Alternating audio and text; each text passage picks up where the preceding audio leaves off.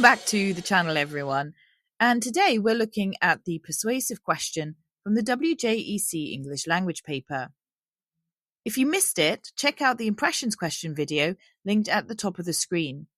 And don't forget our full series on Romeo and Juliet too.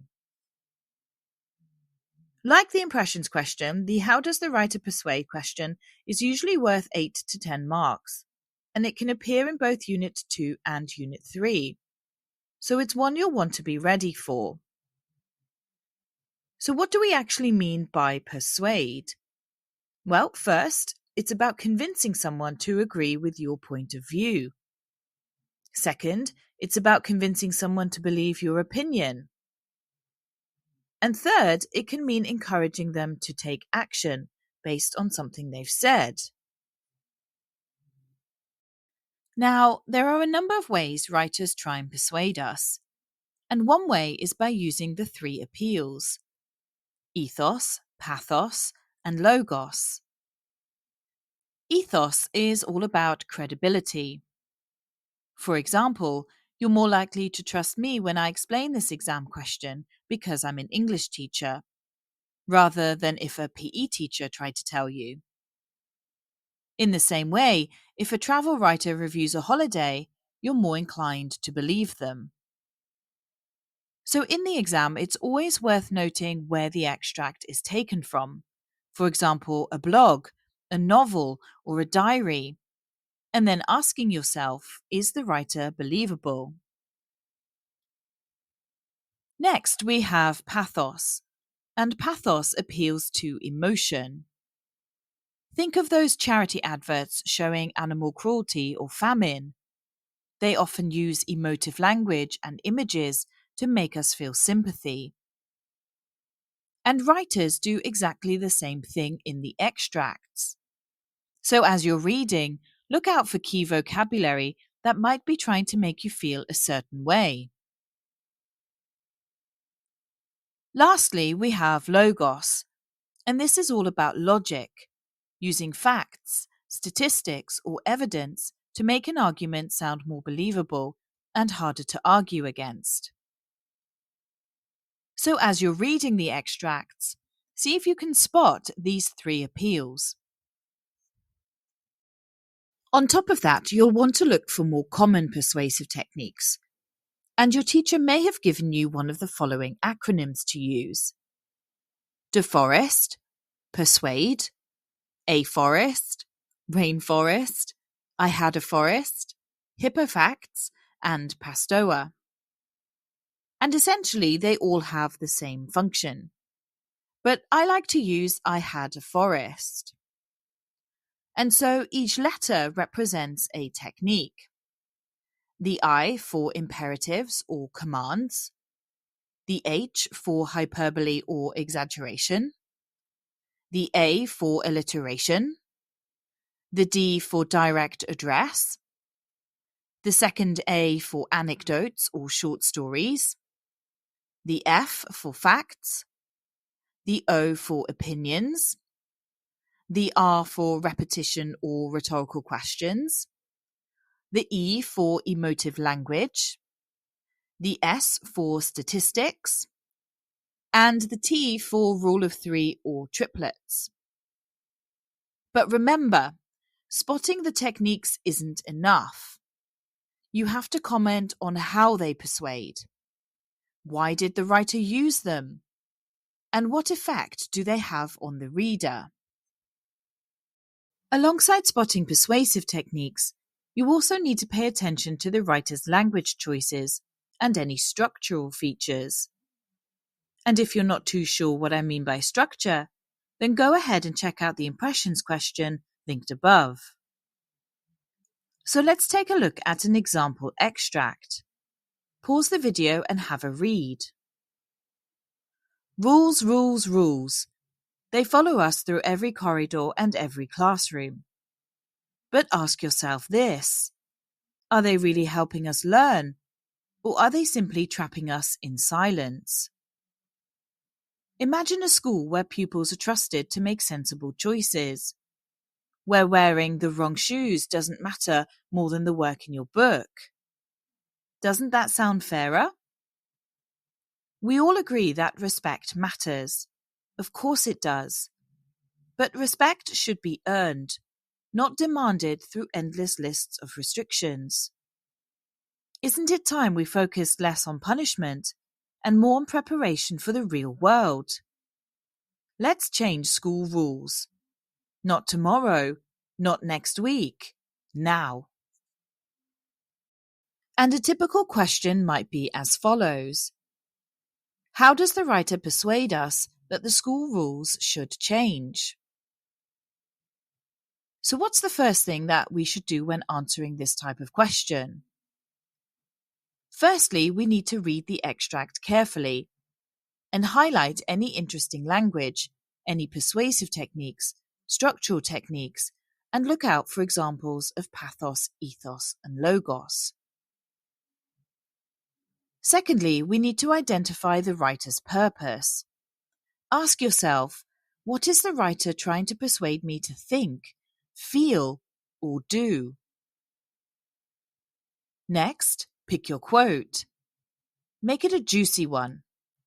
And by this, I mean pick a quote you can squeeze lots of detail out of. Then, explain your quote. Comment on the effect of the language, on the effect of the technique, and explain how it persuades us as the reader. And finally, always link your ideas back to the question.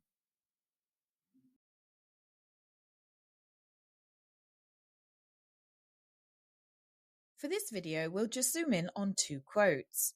But remember, in the real exam, you need to explore the extract as a whole, making sure you look at the beginning, middle, and end. So let's start with this. Not tomorrow, not next week, now. And the first thing that jumps out here is the triplet. It builds rhythm and intensity, almost like a speech, which makes the message more memorable. Each phrase is short and sharp, adding emphasis and making the argument sound strong and convincing. On top of that, the use of the short sentences creates urgency and gives the line a real sense of finality, the idea that change can't wait any longer. You could even point out the subtle alliteration, which adds to the punchiness of the line. Now let's take a look at another example, but I want to focus more on the language here, rather than any persuasive techniques. Here the pronoun us creates unity between the writer and the reader, making the students feel part of the same struggle. The verb trapping carries connotations of being stuck, imprisoned, or powerless, suggesting the rules are harsh and restrictive. And finally, the noun silence implies lifelessness and suppression of individuality. And so together, these words create an emotional response of frustration and sympathy, persuading the audience that the rules are unfair and should be changed.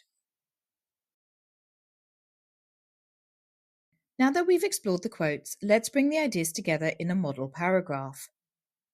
Most of you will already be familiar with some kind of structure for writing your answers. Personally, I like to use PEDAL.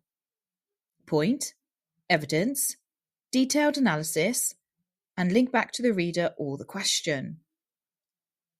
But remember, you don't have to use PEDAL specifically. Stick with whichever structure you're most confident and comfortable with. So let's dive in. The writer argues that school rules are too strict and need to be changed. The quote, "Not tomorrow, not next week, now," combines 3 short and sharp sentences. The repetition builds rhythm and momentum, while the final word now creates urgency and a strong sense of finality. This persuades the reader that action must happen immediately and that change cannot be delayed. The writer also uses the phrase trapping us in silence.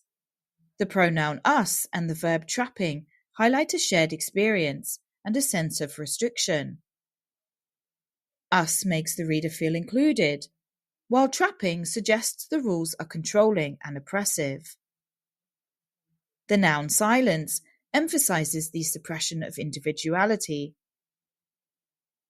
As a result, the reader is encouraged to feel frustration and sympathy, persuading them that the rules are excessive and need to be changed. So let's take a look at the opening of this paragraph. It's important to get straight to the point, and your point needs to be linked to the question. Avoid generic statements like, "The writer uses many techniques throughout the extract to persuade us." You're not telling the examiner anything with this, so be sure you answer the question within the first couple of lines of your paragraph. Next, include a short, juicy quote. If there happens to be a technique to talk about, you can mention this here as well. Then you need to analyze your quote. Talk about the effect, but keep your analysis tight and don't waffle. Explain how the quote persuades us. Finally, comment on the effect on the reader.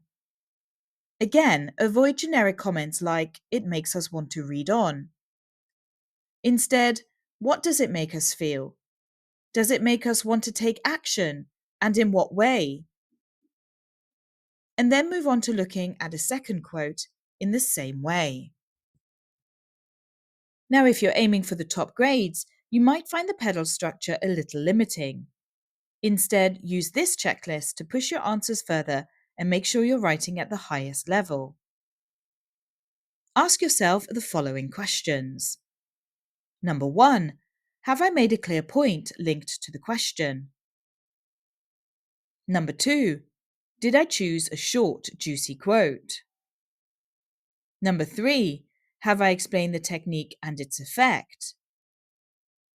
Number 4. Did I zoom in on key words?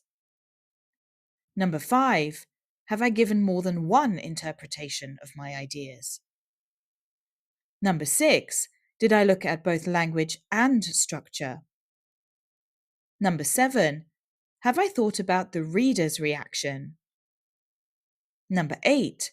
Have I used evaluative language? Number 9. Have I looked at the extract as a whole?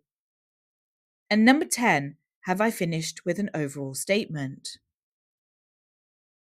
So that's our breakdown of how to tackle the "How does the writer persuade" question. Hopefully you've picked up some useful tips. If you did, don't forget to like and subscribe, as it really helps the channel to grow.